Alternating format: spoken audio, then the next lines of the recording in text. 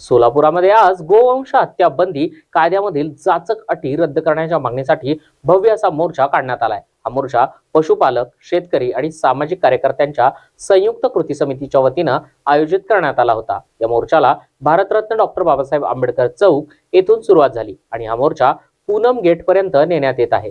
या मोर्चामध्ये एक विशेष असं दृश्य दिसून आलं।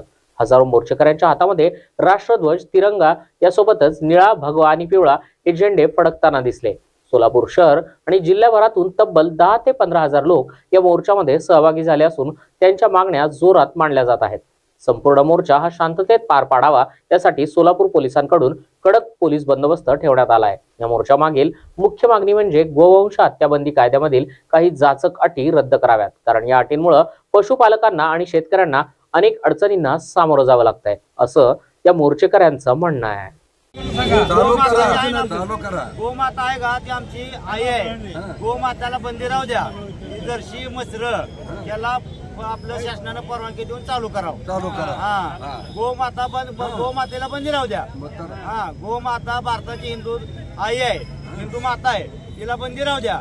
पण जर्सी कोंड, जर्सी बाकड मसर जी काय बाकड जनावर आहे ती शेतकऱ्याला पाळणं शक्य नाही। हे जनावर प्रशासनाला दखल देऊन चालू करावं। शेतकऱ्यांचा पाठिंबा आहे का मोर्चाला? शेतकऱ्याचा 100% पाठिंबा आहे।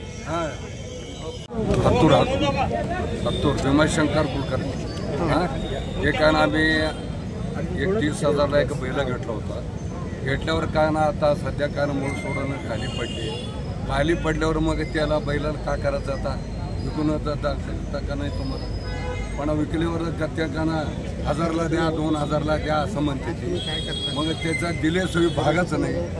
हा, म्हणून तर आम्ही काय ना, आता शेतकऱ्याला जगायचं कसं? 30,000 नुकसान झालेला कोण झालं का नाही? कोण देणार? कोण आत्महत्या करायची वेळ आली की? हा, असं झालं।